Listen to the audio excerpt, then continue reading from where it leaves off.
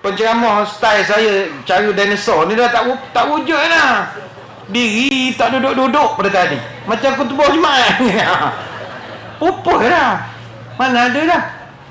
Penceramah semua pakai.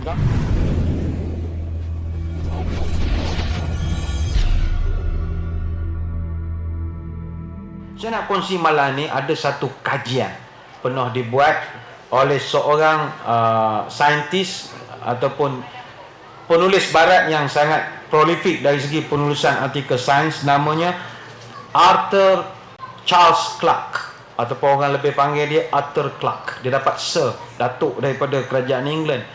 Arthur Clarke ini dia banyak buat kajian tentang perubahan masa depan. Dia ni orang panggil ilmu futuristik, bukan hujung 4 belalang tak, tapi berdasarkan kajian ada hipotesis semula. Dia mengatakan setiap dunia ni dia akan berubah dia punya tamadun ilmu setiap 10 tahun. 10 tahun berubah, 10 tahun berubah, 10 tahun berubah. Jadi kalau kita tak kejar gelombang 10 tahun ini, kita akan ketinggalan. Kata dia 2010 sampai 2020, ini gelombang ilmu. 2010 sampai 2020, kata Dr. Clarke, manusia sudah mencipta satu teknologi, dia panggil sebagai mechanical educator. Tak, kata Dr. Clarke, bermula 2010, manusia sudah tak perlu kepada guru. 2010. Tahun 2010 sampai 2020, cikgu, ustaz, penceramah, lecturer, berhenti semua. Pelajar dah tak belajar pakai orang, kita belajar pakai teknologi. Dan sekarang ianya sedang berlaku sekarang. Hari ni kalau di sekolah cikgu masuk dalam kelas, dia tak ajar dah matematik macam zaman dulu, contoh-contoh ni tak ada dah. Dia pasang laptop, dia pun tengok orang ni joget lah, 1 tambah 1 2 kuek kuek. Dia gitu budak-budak happy. Dia belajar dengan teknologi, bukan pakai cikgu. Hatta penceramah sekalipun, ceramah pesen saya ini dah tak ada lah. Hampir pupuh dah jenis khutbah Jumaat berdiri tak keluar-keluar ni. Penceramah sekarang semua pakai laptop. Buka laptop, pasang skrin, tutup lampu. Kiamat! Insaflah! Budak menangis. Pasang Sulaiman, ayah dan ibu menangis. Pasang Piramli, anakku sajali kau daga pada anak kau, menangis. Ini penceramah era baru. Penceramah style saya cara dinosaur ni dah tak wujud dah. Diri tak duduk-duduk pada tadi. Macam khutbah Jumaat. Pupuh dah. Mana ada dah. Penceramah semua pakai gambar Palestin, Gaza, potong leher apa semua. Tak ada. Tak reti. Tapi itu perubahan. Tahun 2020 ke atas, kata Dr. Clarke, manusia sudah sedemikian pintarnya. Tahun 2020, manusia akan mampu mengatur cuaca. Ilmu manusia. Tahun 2020, macam sekarang ni, manusia boleh teka cuaca saja. 2020, dia boleh susun cuaca ini. Tak tahulah teknologi apa, dia boleh susun cuaca. Sekarang ni kalau kalau jerebu lama, kita boleh buat hujan kan? Terror hujan boleh buat. Pakai kapal terbang, bawa air garam ni. Boleh atur sekarang, tinggal tak boleh buat salji je kita ni. Tapi 20 tahun 2020 ke atas, itu dah boleh atur cuaca. Tahun 2030, kata Dr. Clarke, manusia sudah mampu mencipta teknologi. Tahun 2030, manusia akan mengembara antara planet. Tahun 2030. 2030, macam sekarang saya daripada Kuantan naik kapal terbang Kuantan, Kuala Lumpur, Kuala Lumpur, Penang.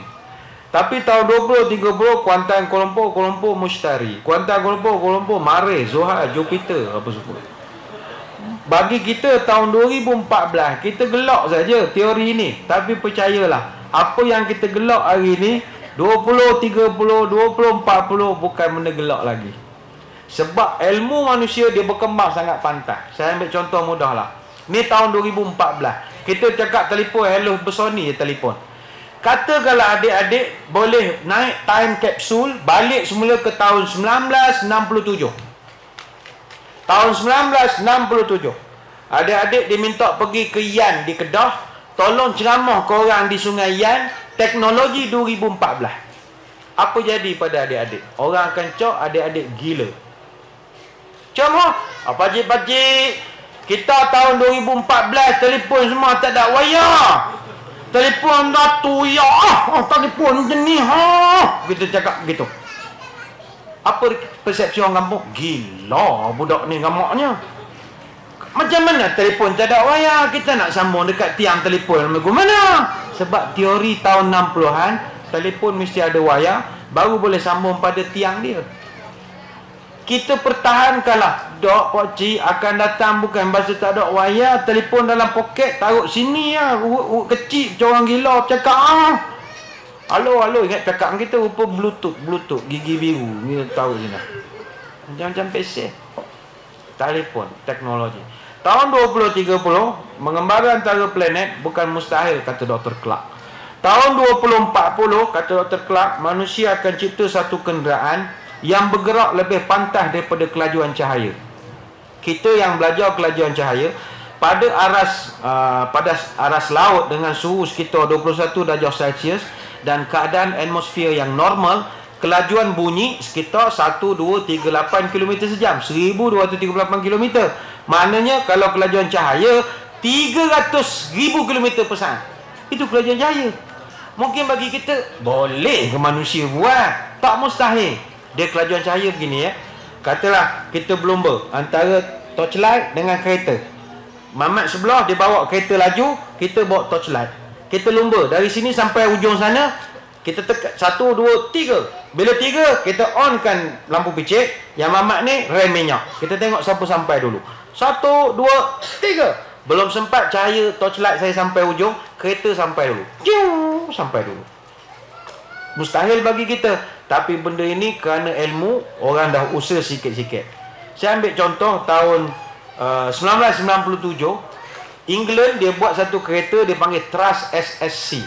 SSC ini singkatan untuk Supersonic Car. Trust SSC 227.723 km buat 300,000 km per saat. Punya lajunya kenderaan manusia cipta. Sebab itu, tapi Dr. Clark ni panjang dia punya teori, saya terus ringkaskan. 2100 kata dia, itu kemuncak ilmu. Tahun 2100 manusia cipta satu teknologi dia panggil sebagai human immortality. Tahun 2100 manusia dah tak perlu mati, kata Dr. Clark. Ini masalah sikit lah. Manusia dah tak perlu mati. Sebab 2100 kita cipta satu teknologi macam ubat. Ubat tu mungkin dalam bentuk sirap, bentuk pil. Kita makanlah. Sehari makan 2 kali. Pagi 2 biji, petang 2 biji. Itu ubat, kata Dr. Clark, anti malaikat maut, kata dia. Malaikat maut datang nak tarik nyawa, tapi sebab ada ubat tak jadi, kata dia. Orang putih dia masalah sebab dia tak ada iman. Sebab tu kita dengan ilmu hidup jadi mudah, dengan seni jadi indah, dengan iman hidup jadi terarah. Allah pun suruh dalam Quran, Iqra bismi rabbika. Baca mesti dalam frame Tuhan. Jangan sombong. Sebab kita bila dah belajar terlampau tinggi, ada masa kita dah sombong sikit dengan ilmu kita. Jadi kok mana semua akan mati. Jadi adik-adik sekalian, siswa dan siswi Politeknik Tuanku Sultanah Bahiyah ini, ayo kita bangkit, belajarlah ilmu dengan penuh bersungguh.